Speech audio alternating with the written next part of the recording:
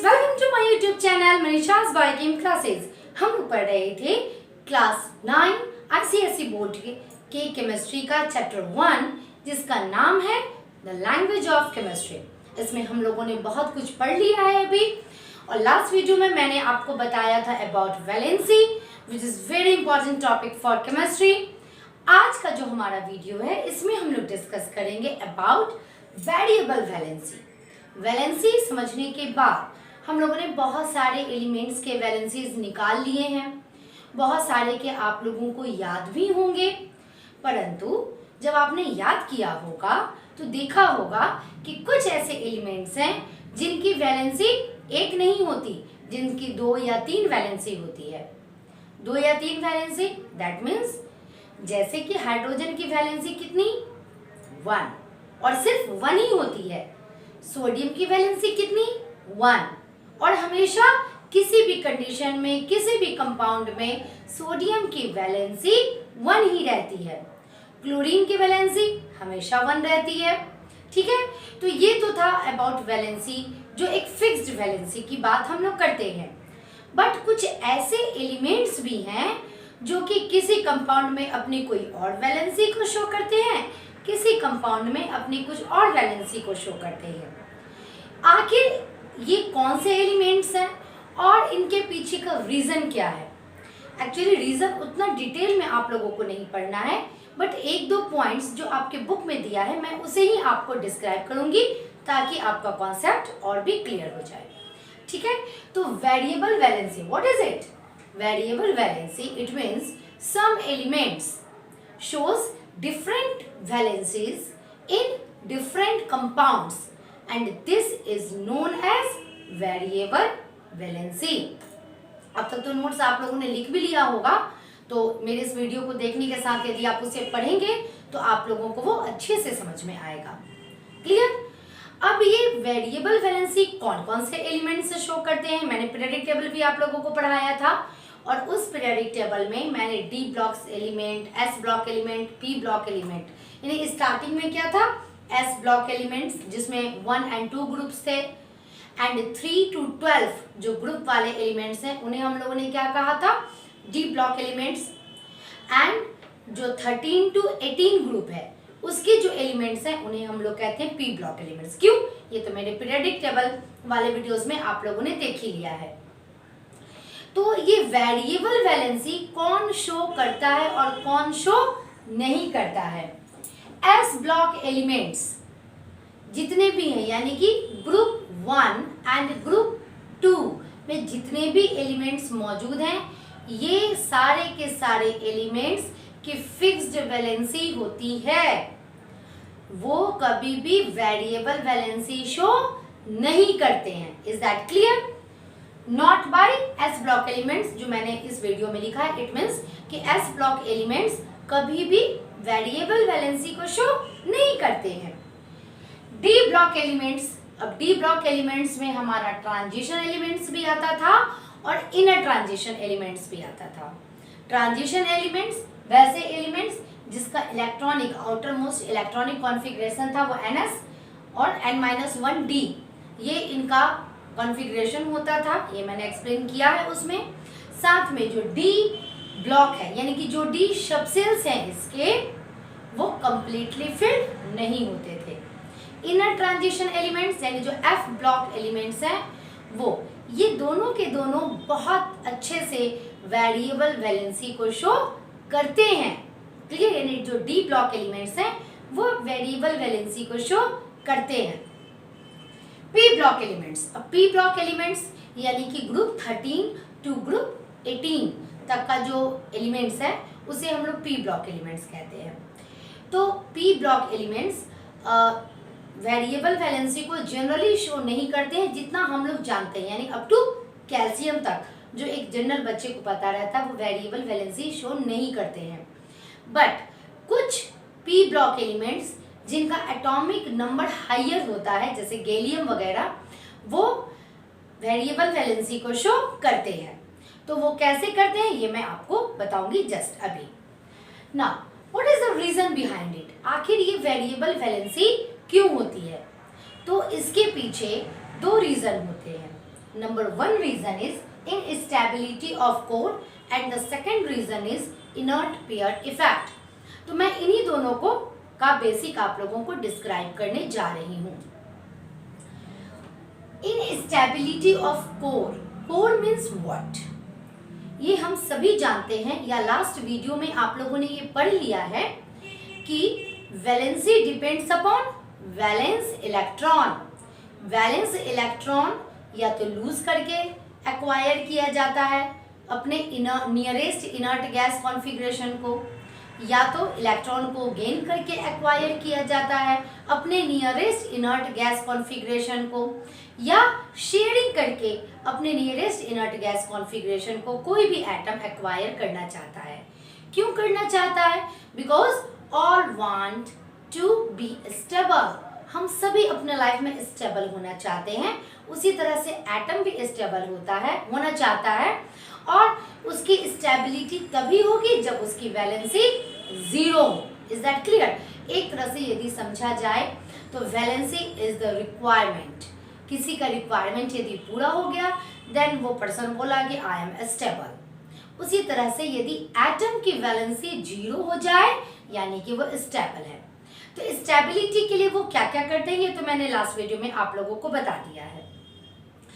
कभी कभी क्या होता है कि वैलेंस इलेक्ट्रॉन को लूज करने के बाद भी उसका जो कोर है वो अनस्टेबल रहता है. तो इसको एक्सप्लेन करने के पहले मैं दो चीज आप लोगों को बताना चाहूंगी.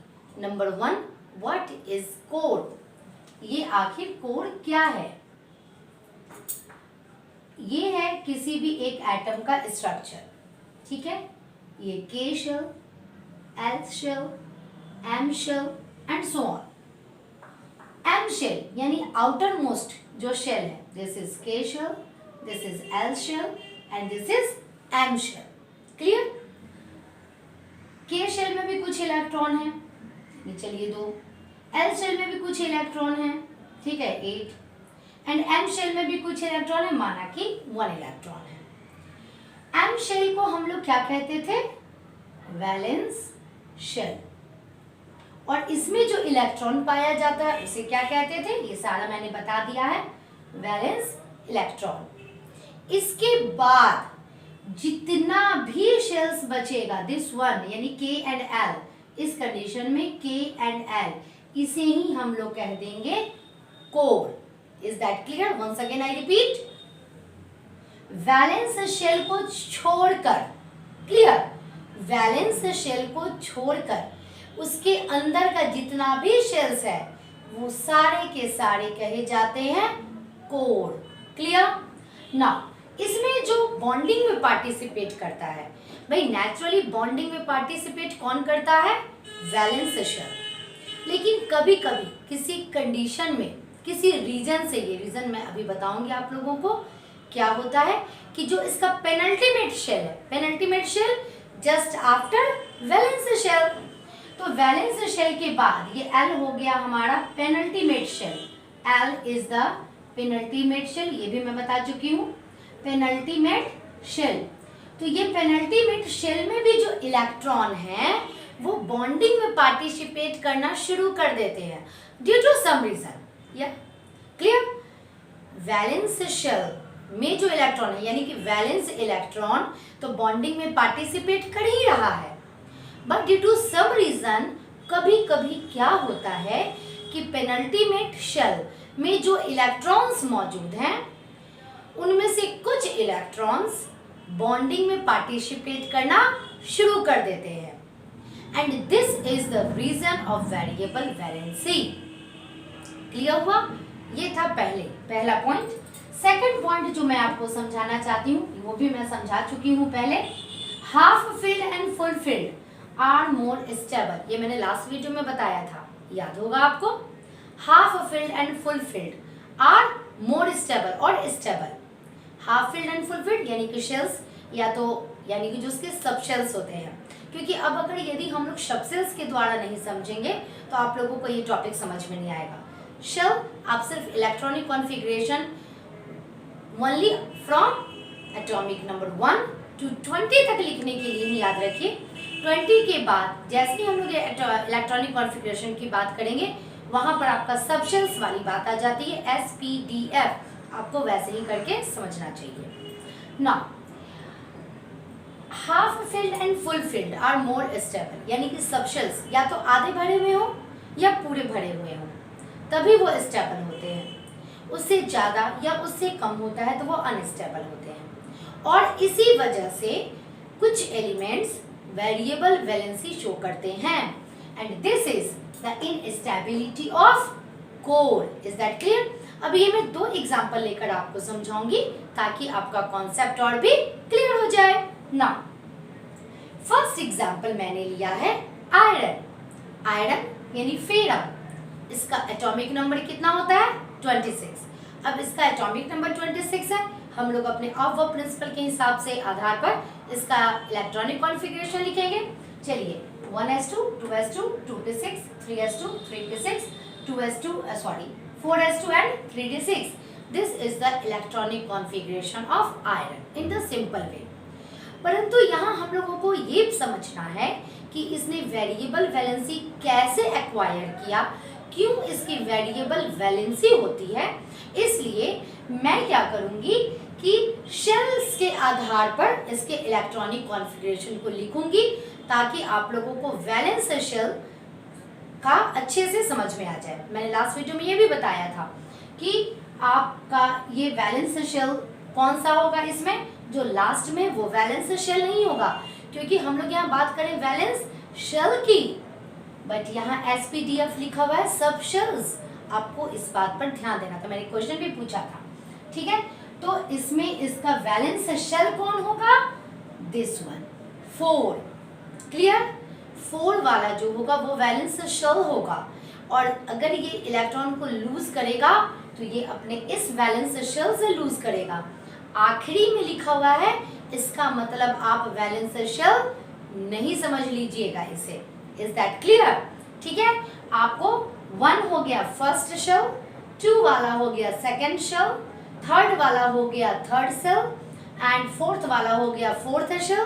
Clear? And this is the valence shell. Now तो मैं इसे शेल वाइज लिखूंगी ताकि आप लोगों के कॉन्सेप्ट को, हाँ लेकिन इलेक्ट्रॉनिक कॉन्फ़िगरेशन लिखना हो तो आप ऐसे ही लिखोगे ऑफ प्रिंसिपल के आधार पर, बट अगर यहाँ हम लोगों को वेरिएबल वैलेंसी समझनी है इसलिए मैं इसे इस तरह से लिख रही हूँ। चलिए इसे ही मैंने लिखा यहाँ 1s2 2s2 2p6 3s2 3p6 3d6 and 4s2। मैंने इसे सिर्फ इसलिए लिखा कि वैलेंस शेल इसका एक जगह आ जाए। अब कभी भी बॉन्डिंग में सबसे पहले कौन सा इलेक्ट्रॉन पार्टिसिपेट करता है? Exactly valence electron. तो बॉन्डिंग के लिए ये क्या करेगा, या अपने आप को स्टेबल करने के लिए ये क्या करेगा कि जो इसका वैलेंस शेल है उसका 2 इलेक्ट्रॉन ये लूज कर देगा। क्लियर? यदि ये अपने वैलेंस शेल के 2 इलेक्ट्रॉन को लूज कर देगा, 2 इलेक्ट्रॉन लूज करेगा यानी इसकी वैलेंसी कितनी हो गई? +2। चलिए तो after losing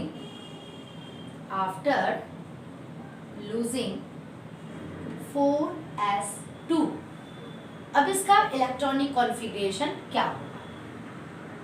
1s2 2s2 2p6 3s2 3p6 3d6। Clear? 4s2 तो हमारा खत्म हो गया क्योंकि इलेक्ट्रॉन वहां से निकल चुका था। क्लियर? अब हम लोग सिर्फ कॉन्सेंट्रेट करेंगे इन दोनों पर, क्योंकि मैं इसे इरेज कर दे रही हूं।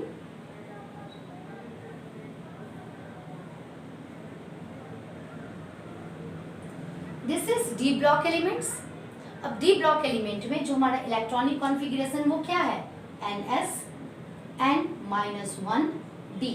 This is the electronic configuration, the basic, the outermost electronic configuration of d block elements. Clear? Now, इन दोनों पर मैं concentrate इसलिए कर रही हूँ क्योंकि इसकी वेरिएबल वैलेंसी सिर्फ इन्हीं दोनों की वजह से आती है। चलिए इसके हम लोग ऑर्बिटल्स पर ध्यान दें। d में कितने ऑर्बिटल्स होते हैं?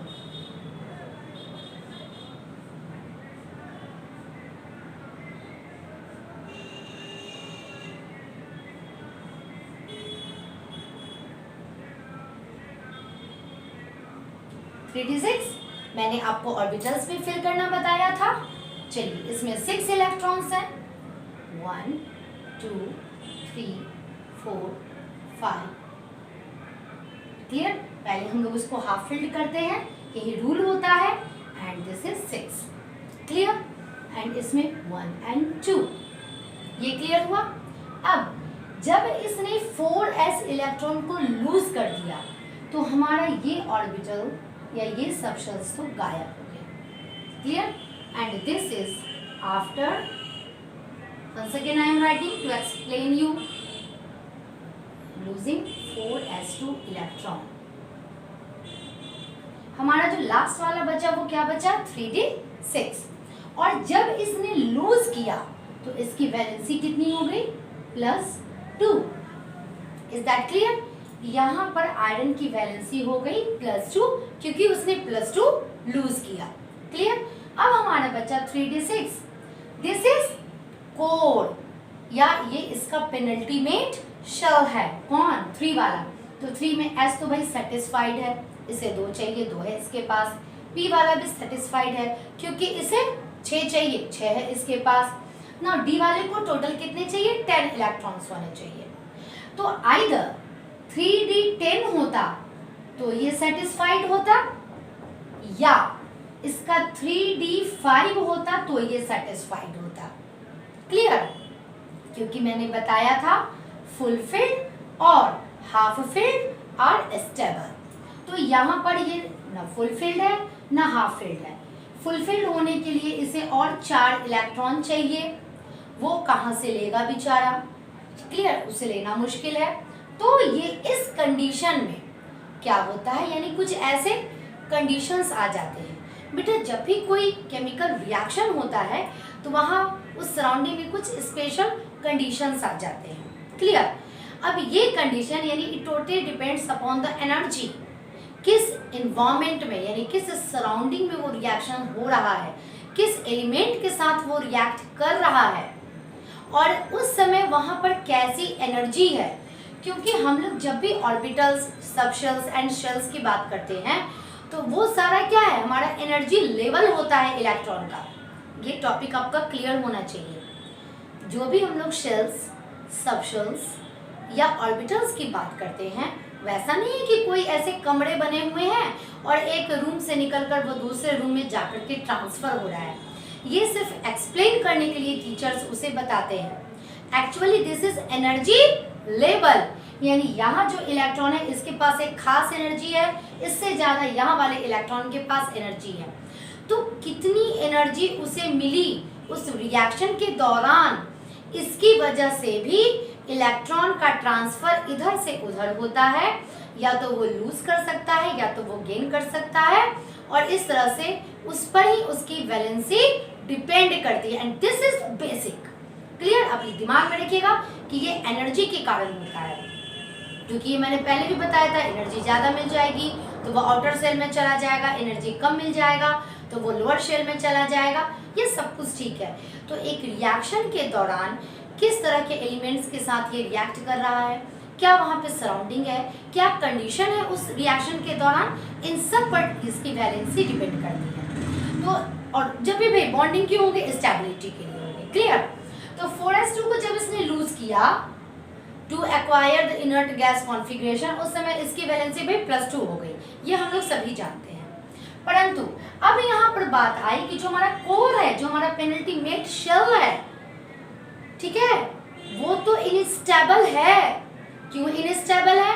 क्योंकि न ये हाफ फिल्ड है न ये कंप्लीटली फिल्ड है। तो इसके लिए या तो इसे 4 इलेक्ट्रॉन मिलना चाहिए, जो कि बहुत मुश्किल है। उससे आसान है कि आसानी से एक इलेक्ट्रॉन को लूज कर दे। तो उस कंडीशन में क्या करेगा कि ये अपने इस एक इलेक्ट्रॉन को लूज कर देगा। Clear? To acquire stability, it lose 1 electron from 3d6 and become 3d5। अब जब 3d5 की बारी आई तो इसका इलेक्ट्रॉनिक कॉन्फ़िगरेशन ये आ गया और ये हाफ फिल्ड हो गया, यानी कि अब ये स्टेबल हो गया। इस समय जब ये अपने 3d6 से एक इलेक्ट्रॉन को लूज कर देगा, उस समय इसकी वैलेंसी हो जाएगी, क्योंकि 2 तो इसने पहले ही कर दिया था। अब इसने एक और इलेक्ट्रॉन को लूज कर दिया, तो इस जगह पर इसकी वैलेंसी हो जाएगी +3। तो इस तरह से आयरन अपने 2 वैलेंसी को शो करता है, +2 क्लियर एंड +3। इन दोनों का नाम जस्ट मैं इस वीडियो के लास्ट में ही आपको बताऊंगी। इज दैट क्लियर कि किस तरह से ये वेरिएबल वैलेंसी को शो करता है? कौन? Iron, due to instability of core. और जितने भी डी ब्लॉक एलिमेंट्स हैं वो सारे के सारे इसी रीजन के कारण अपनी वेरिएबल वैलेंसी को शो करते हैं। क्लियर ना? दूसरा एग्जांपल मैं ले रही हूँ कॉपर का, ताकि आपका कॉन्सेप्ट और भी क्लियर हो जाए। कॉपर का एटॉमिक नंबर होता है 29, 1s2, 2s2, 2p6, 3s2, 3p6, 4s2 and 3d9। मैं इसे फिर से लिखूंगी किस तरह से? शेल वाइज, क्योंकि आप लोगों को वेरिएबल वैलेंसी यहाँ समझना है।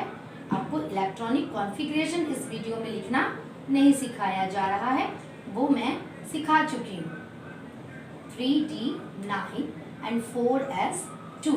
Is that clear? अब हम लोग कॉन्सेंट्रेट करेंगे इन दोनों पर, ठीक है, क्योंकि ये दोनों ही बॉन्डिंग में पार्टिसिपेट करना शुरू कर देता है। चलिए इसके ऑर्बिटल्स को हम लोग देख लेते हैं।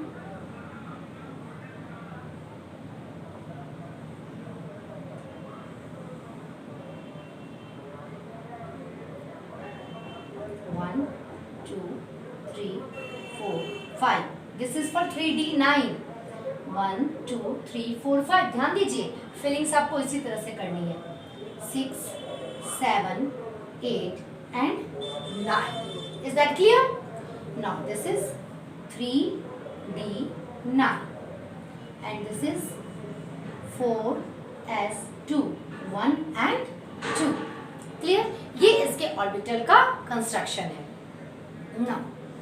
अब कॉपर 2 काम कर सकता है अपने बॉन्डिंग बनाने के दौरान, ये 2 काम कर सकता है।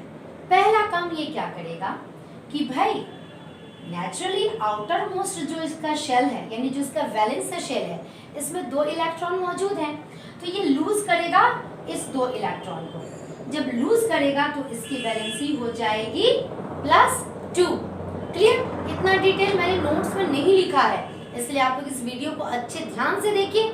और यदि आपका मन करे कि भाई मुझे इतना डिटेल उतारना है फर्दर फॉर फ्यूचर समझने के लिए, तो आप इसे इस वीडियो से ही उतारिए। क्लियर? उसमें एग्जाम्पल्स को एक्सप्लेन मैंने नहीं किया है, सिर्फ आपके बुक में एग्जाम्पल्स दिए हुए थे, मैंने नोट्स में दे दिया है। एक्सप्लेनेशन मैं आपके कॉन्सेप्ट को क्लियर करने के लिए कर रही हूँ। जब ये 4s2 यानी इसके वैलेंस इलेक्ट्रॉन को लूज करेगा, चूंकि 2 इलेक्ट्रॉन ये लूज कर देगा, तो इसकी वैलेंसी कितनी हो जाएगी? +2। ये तो नेचुरल है, ये आसानी से हमें समझ में भी आ जाता है। बट अब बात आती है इनस्टेबिलिटी ऑफ कोर। वो कैसे इसका पेनल्टीमेट शेल बेचारा इनस्टेबल है?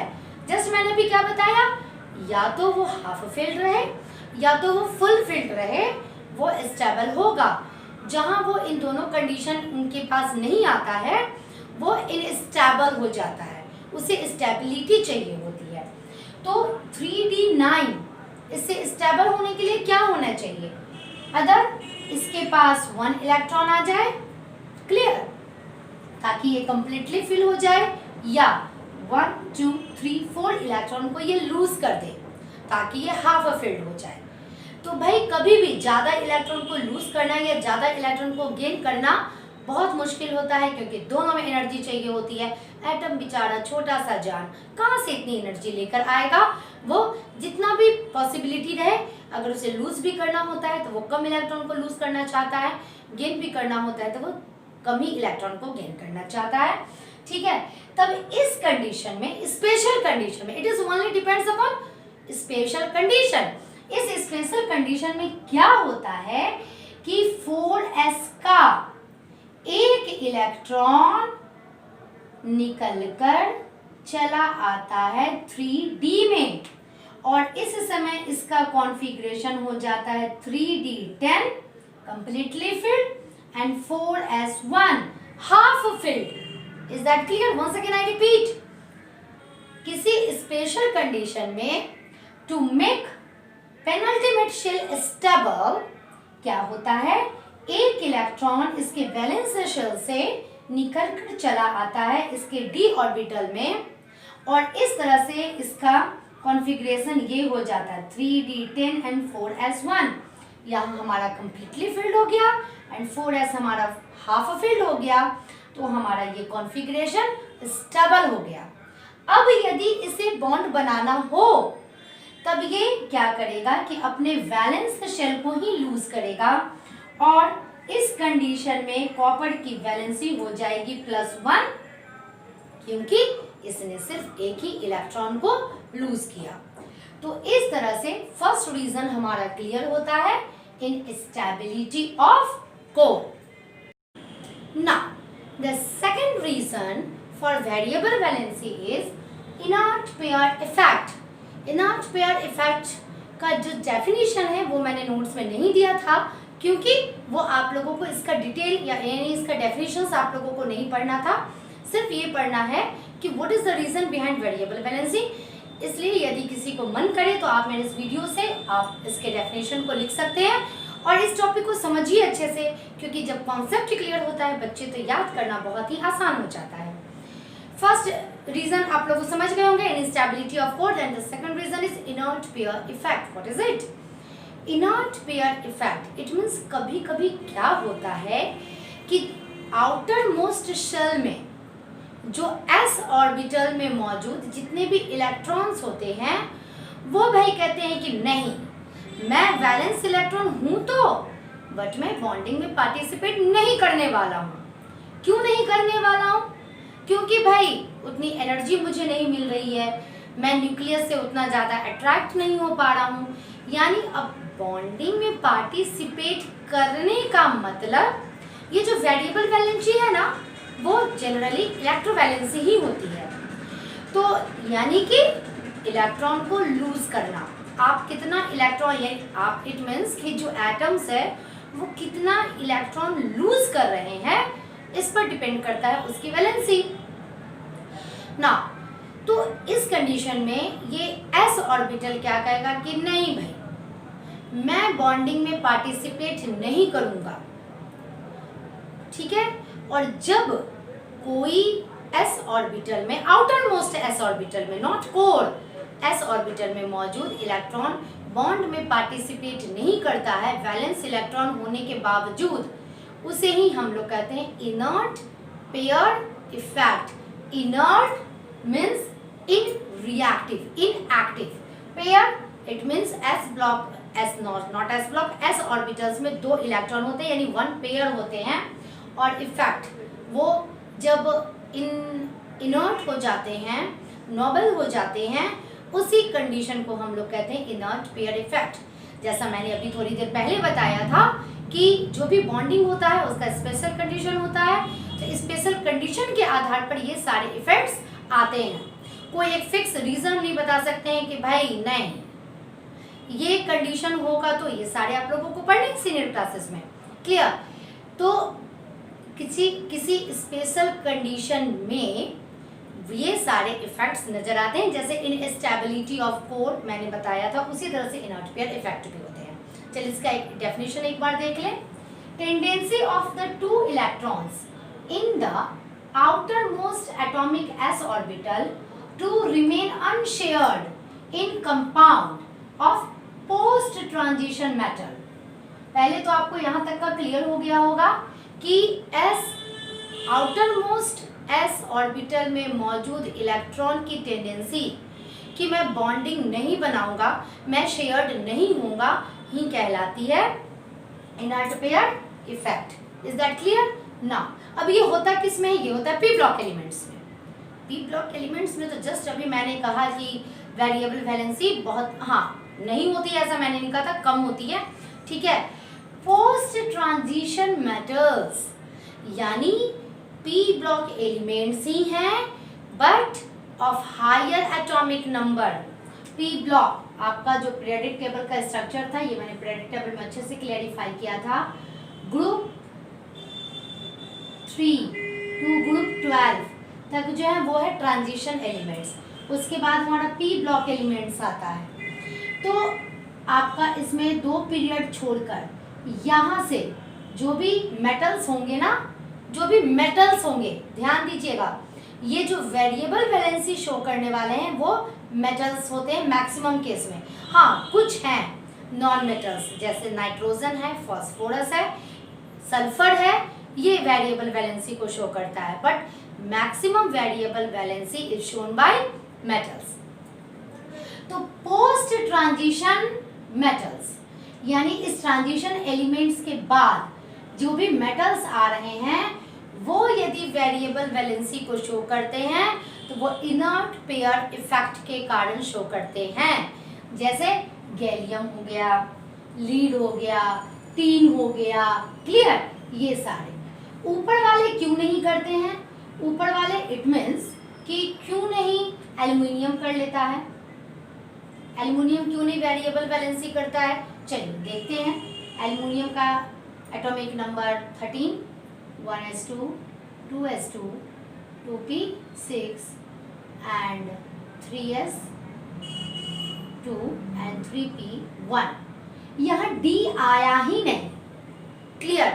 और जब तक D शब्द सेल नहीं आएगा तब तक इनर्ट पेयर इफेक्ट नहीं शो करेगा। क्यों नहीं शो करेगा?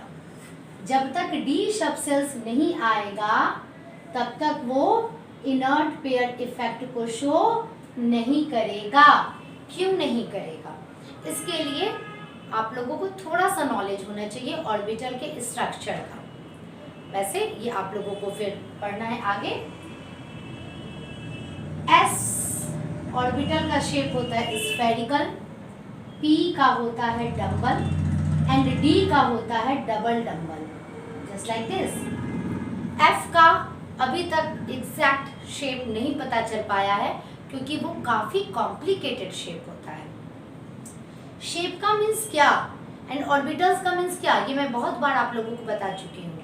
ऑर्बिटल वो एरिया होता है जहाँ इलेक्ट्रॉन को के मौजूदगी यानी इलेक्ट्रॉन के प्रेजेंस का जो परसेंटेज है, जो चांसेस है, वो काफ़ी ज़्यादा होता है क्योंकि न्यूक्लियस के चारों तरफ इलेक्ट्रॉन मूव करते रहता है। तो वो न्यूक्लियस के चारों तरफ मूव कर रहा है, लेकिन वो कैसे मूव कर रहा है ये तो हमें नहीं पता, या अब जाके पता चला है, यानी कैसे भी वो मूव कर सकता है।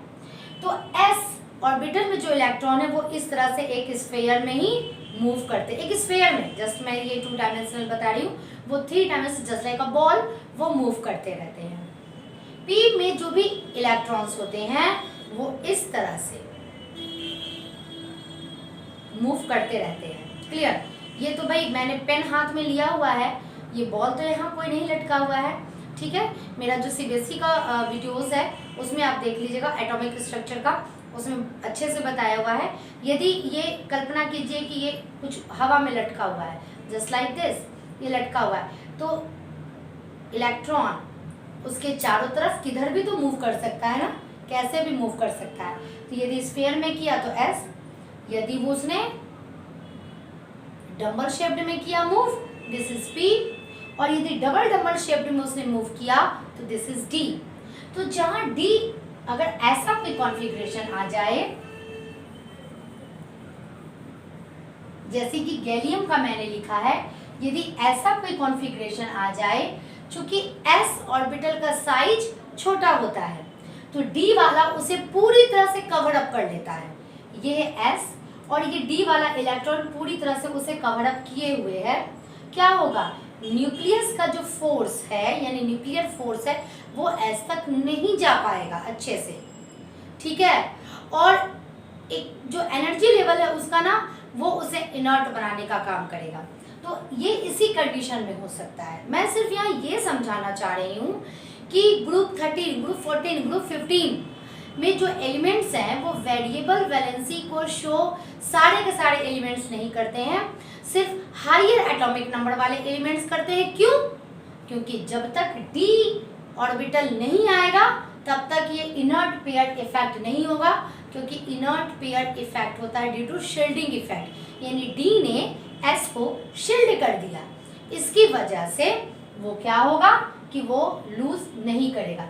जस्ट आप यहाँ देख सकते हैं हमारा जो वैलेंस शेल है वो है 4, बट अरेंजमेंट के आधार पर ये इस तरह से लिखा जाता है, ठीक है। अब वो प्रिंसिपल के आधार पर, अब D ने क्या किया कि S वाले को छिपा दिया, क्योंकि S का साइज छोटा है और D का साइज बड़ा है, छुपा दिया तो भाई बॉन्ड फॉर्मेशन तो सिर्फ 4p वाला ही इलेक्ट्रॉन किया ना, ठीक है। तो इस वजह से, और ये भी डिपेंड करता है स्पेशल कंडीशन में, क्योंकि इलेक्ट्रॉन तो हमेशा मूव कर रहा है, एक जगह है नहीं। जब इलेक्ट्रॉन हमेशा मूव कर रहा है तो शील्डिंग इफेक्ट भी तो कभी कभी ना बिल्कुल उसी प्रकार से, जैसे सूरज है तो बादल उसे कभी ढांक लेता है तो धूप नहीं मिल पाती है हमें, क्लियर। उसी तरह से तो इसी कंडीशन के कारण this is not shielding effect. 4s orbital में जो इलेक्ट्रॉन है उसे d वाले ने पूरी तरह से शील्ड कर दिया, यानी कवर अप कर लिया, ढांक लिया, इसकी वजह से ये बॉन्ड में भाग नहीं ले पाया। जब नहीं ले पाया तो सिर्फ ये p इलेक्ट्रॉन यानी 4p में जो इलेक्ट्रॉन है वही बॉन्ड में भाग लिया, तो इस वजह से इसकी वेरिएबल वैलेंसी होती है। यानी वो कंडीशन जहां s ऑर्बिटल में मौजूद इलेक्ट्रॉन बॉन्ड में भाग नहीं ले या नहीं लेना चाहे उसे कहते हैं इनर्ट पेयर इफेक्ट। और ये किस में पाया जाता है? ये पाया जाता है उन सारे एलिमेंट्स में जो p ब्लॉक एलिमेंट्स होते हैं लेकिन उनका हायर एटॉमिक नंबर होता है, यानी जिसे हम लोग पोस्ट ट्रांजिशन मेटल्स के नाम से जानते हैं, क्लियर। तो यहाँ मैंने 2 एग्जाम्पल लिया है, गैलियम एंड लीड। गैलियम का एटॉमिक नंबर होता है 31। चलिए इसका इलेक्ट्रॉनिक कॉन्फ़िगरेशन मैंने लिख रखा है 1s2 2s2 2p6 3s2 3p6 4s2 3d10 and 4p1। अब मैं इसे शेल वाइज लिखना था जैसे मैंने उसमें लिखा था। आयरन में 1s2 2s2 2p6 3s2 3p6 3d10, 3 वाला मैंने एक साथ कर दिया ताकि क्लियर हो जाए, एंड 4 वाला एक साथ कर दिया, क्लियर। यदि कभी कभी किसी कंडीशन में यदि इसने इनर्ट पेयर इफेक्ट को शो नहीं करेगा तो इसके वैलेंस इलेक्ट्रॉन में, वैलेंस शेल में जितने भी इलेक्ट्रॉन है ये उसे लूज करेगा। वैलेंस शेल में टोटल कितने इलेक्ट्रॉन है? दोनों 4 है ना। जब दोनों 4 है यानी कि दोनों आउटर मोस्ट शेल है, यानी वैलेंस शेल है। इसमें टोटल कितने इलेक्ट्रॉन है? 2 + 1 3। तो ये क्या करेगा कि इस पूरे को ये लूज करेगा। जब ये 3 इलेक्ट्रॉन लूज करेगा तो इसकी वैलेंसी कितनी हो जाएगी? +3, क्लियर। बट यदि इसमें इनर्ट पेयर इफेक्ट आ गया due to shielding by d orbital, तो क्या होगा कि ये जो s ऑर्बिटल में मौजूद इलेक्ट्रॉन है वो बोलेगा ना, मुझे बॉन्डिंग नहीं बनानी। तब ये कितने इलेक्ट्रॉन को लूज करेगा? तब ये सिर्फ 4p में मौजूद इलेक्ट्रॉन को लूज कर पाएगा और उस समय इसकी वैलेंसी हो जाएगी +1, क्लियर ना। सेकंड एग्जांपल है लीड। इसका एटॉमिक नंबर है 82, चूंकि काफी बड़ा है इसलिए जेनन जिसका एटॉमिक नंबर होता है 54, this is the noble gas. और उसके बाद इसका आउटर मोस्ट मैंने लिखा है 4f15 5d10 6s2 6p2। 6 वाला मैंने एक साथ लिखा है ताकि कॉन्सेप्ट आपका क्लियर हो ना। इस कंडीशन में यदि इजीली इसने इन दोनों इलेक्ट्रॉन यानी कि दोनों ऑर्बिटल में मौजूद इलेक्ट्रॉन को, चूंकि दोनों वैलेंस शेल है, 4 इसका वैलेंस इलेक्ट्रॉन है, यदि इसे इसने लूज कर दिया तो 4 इलेक्ट्रॉन को लूज करेगा तो कितनी इसकी वैलेंसी होगी? +4। बट यदि ये 5d, क्योंकि ये 6s जो होगा वो यहाँ पर मौजूद होगा actually due to our principle. तो यदि ये 5p वाले ने इस 6s को शील्ड कर लिया तो उस समय सिर्फ क्या होगा, 6p में जितने भी इलेक्ट्रॉन है वही बॉन्डिंग करेंगे, यानी ये सिर्फ 6p में मौजूद 2 इलेक्ट्रॉन को ये लूज करेगा। And then due to shielding यानी कि due to inert pair effect क्या होगा, इसकी वैलेंसी कितनी हो जाएगी, +2। तो इस तरह से लीड की वैलेंसी 2 होती है, +4 एंड +2। क्लियर? ऐसे ही आप किसी का भी निकाल सकते हैं। ये तो मैंने आपको कॉन्सेप्ट बताया। यहाँ मैंने 3 पॉइंट लिखे हैं, ये तीनों पॉइंट मैंने नोट्स में नहीं लिखा था, यदि मन हो तो आप लिख सकते हैं, क्योंकि ये जो इनर्ट पेयर इफेक्ट है वो शो किया जाता है बाय ग्रुप 13, 14 एंड 15 के मेटल्स के द्वारा जनरली। ग्रुप 13 का जो आउटर मोस्ट इलेक्ट्रॉनिक कॉन्फ़िगरेशन होता है वो होता है NS2 NP1।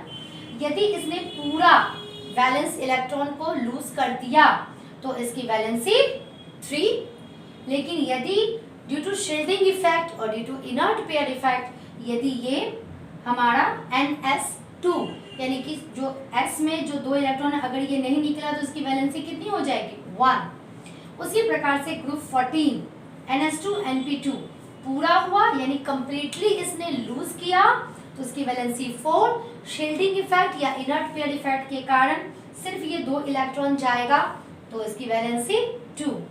ग्रुप 15 में NS2 NP3। क्लियर? तो ये N तो भैया कोई भी नंबर हो सकता है। तो उस कंडीशन में यदि पूरा इसने लूज किया यानी अगर कंप्लीटली लूज करेगा तो 5 और यदि इनर्ट पेयर इफेक्ट आएगा तो NP3 को ही ये लूज करेगा यानी इसकी वैलेंसी हो जाएगी 3। तो इस तरह से अभी हमने सीखा कि आखिर वेरिएबल वैलेंसी के पीछे का रीजन क्या होता है।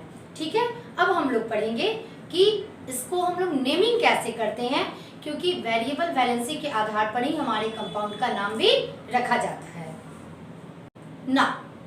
अब हम लोग पढ़ेंगे नेमिंग यानी कि वेरिएबल वैलेंसी को किस तरह से उसका नोमेनक्लेचर करते हैं, कैसे उसका नाम लिखते हैं, क्योंकि अलग अलग वैलेंसी है तो कैसे कोई कंपाउंड लिखा रहेगा तो हम लोग ये पहचानेंगे कि भाई इसकी वैलेंसी कितनी है। इसके लिए पहले आपको जो एक वैलेंसी टेबल मैंने आपको दिया है जिसमें monovalent electropositive, divalent electropositive, trivalent electropositive, इस तरह से करके आपका एंड इलेक्ट्रोनिगेटिव ऑल्सो, इलेक्ट्रोनिगेटिव वाला भी है। तो इतने कॉन्सेप्ट को क्लियर करने के बाद आप कुछ एलिमेंट्स की वैलेंसी को आसानी से पहचान लेंगे। साथ में कौन इलेक्ट्रोपॉजिटिव है यानी कौन पॉजिटिव आयन बनाता है, कौन नेगेटिव आयन बनाता है, ये भी पहचान लेंगे। साथ में वेरिएबल वैलेंसी कितनी होती है मेरे इस वीडियो को देखने के बाद आप पहचानना शुरू कर लेंगे, या उसके इलेक्ट्रॉनिक कॉन्फ़िगरेशन को लिखने के बाद आप खुद से निकालना भी सीख लेंगे कि भाई इसकी वैलेंसी कितनी कितनी हो सकती है। अगर वेरिएबल वैलेंसी है तो कितनी, जैसे आयरन की कितनी है, कॉपर की कितनी वेरिएबल वैलेंसीज है, सल्फर की कितनी वेरिएबल वैलेंसीज है, ये आप लोग अब निकालना सीख लीजिएगा ना। अब इसके नाम बहुत छोटा सा ये टॉपिक है कि जब भी हम लोग नाम लिखते हैं तो उसमें हम लोग सफिक्स लगाते हैं ताकि पहचान जाए कि उसकी वैलेंसी कितनी है, या लोअर वैलेंसी है या हायर वैलेंसी है। यदि लोअर वैलेंसी होती है किसी की तो उसमें हम लोग सफिक्स OUS अस लगाते हैं। यदि हायर वैलेंसी है किसी की तो उसमें हम लोग सफिक्स इक लगाते हैं। एज फॉर एग्जाम्पल आयरन जिसकी वैलेंसी या तो 2 होती है या तो 3 होती है। तो अगर वैलेंसी किसी कंपाउंड में 2 वो शो कर रहा है तो उसे हम लोग पढ़ेंगे फेरस। क्लियर? यानी यदि कहीं फेरस लिखा हुआ है इट मीन्स उसकी वैलेंसी कितनी है, +2। एज फॉर एग्जाम्पल FeO, इसमें इसकी वैलेंसी कितनी है, 2। क्लियर? क्योंकि भाई मॉलिक्यूलर फॉर्मूला जो लिखना मैंने बता भी दिया है, और फिर आगे कैसे हम लोग वैलेंसी कैलकुलेट करते हैं मॉलिक्यूलर फॉर्मूला से, ये भी हम लोग पढ़ेंगे इसी चैप्टर में।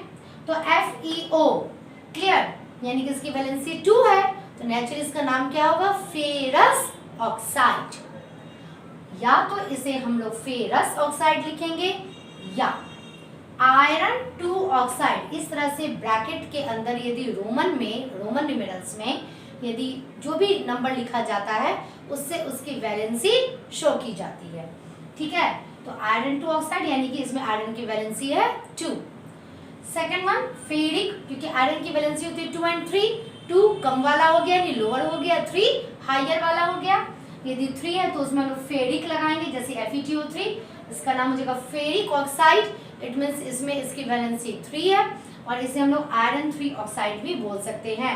उसी प्रकार से कॉपर की 2 वैलेंसी होती है, जैसे मैंने अभी आप लोगों को बताया 1 and 2, यानी 1 वाला लोअर है। यदि 1 हुआ कहीं वैलेंसी, दिस इज क्यूप्रस, और यदि वैलेंसी 2 हुआ, this is cupric. Is that clear? और इस तरह से जो भी हैं वो नाम आपके लिखे जाते हैं। लोअर के लिए अस, हायर के लिए इक। क्लियर? और जो भी वैलेंसी टेबल है वो आपको याद होने चाहिए। मैंने पहले भी कहा था कि एक बार में इसे याद करना बहुत ही मुश्किल है। ग्रेजुअली इसे धीरे धीरे आप याद कीजिए, हर दिन 2-4 करके याद कीजिए, तो आपके एग्जाम तक ये क्लियर हो जाएगा। सिर्फ याद ही नहीं कीजिए, जो कुछ आप निकाल सकते हैं, जैसे हाइड्रोजन हो गया, सोडियम हो गया, एल्युमिनियम हो गया, ऑक्सीजन, सल्फर, ये इसका वैलेंसी आप निकाल सकते हैं। अप टू 20 तक का तो आप निकाल ही सकते हैं। साथ में ये भी पता कर सकते हैं कि कौन पॉजिटिव रहेगा, कौन निगेटिव रहेगा। उसका आप याद नहीं कीजिए, उसे आप निकाल करके ही, ताकि कितना याद कीजिएगा। कुछ कॉन्सेप्ट यदि आप क्लियर कर लेते हो और हर एक पर आप मेहनत करते हो तो आपके लिए याद करना भी आसान हो जाएगा। हाँ, कुछ हैं जैसे जो रेडिकल्स हैं, पॉली एटॉमिक आयंस हैं, उनके आपको याद रखने पड़ेंगे। तो क्यों ना एलिमेंट्स वाला हम लोग छोड़ दें, एलिमेंट्स का अगर कॉन्सेप्ट क्लियर रख लेते हैं। जो सिंपल आयंस हैं, यदि उनकी वैलेंसी का कॉन्सेप्ट हम लोग क्लियर रख लेते हैं तो हमारे लिए कुछ तो कम हो जाएगा याद करना। ठीक है? तो इस तरह से आप वैलेंसीज सभी की याद कीजिए, क्योंकि मोलिकुलर फार्मूला में वो बहुत ही काम आता है। और आगे का केमिस्ट्री पूरा का पूरा इसी पर बेस होता है। कोई भी आप केमिकल कंपाउंड लिखते हैं वो वैलेंसी के बिना आप नहीं लिख सकते हैं। और यदि आपने इसे याद नहीं रखा तो जीवन में आप कितने कंपाउंड्स को याद रखिएगा, आप सोच लीजिए। तो आज की इस वीडियो में मैंने वेरिएबल वैलेंसी के बारे में बताया है। आज की वीडियो में इतना ही। मिलती हूँ नेक्स्ट वीडियो में नेक्स्ट टॉपिक के साथ। Till then bye.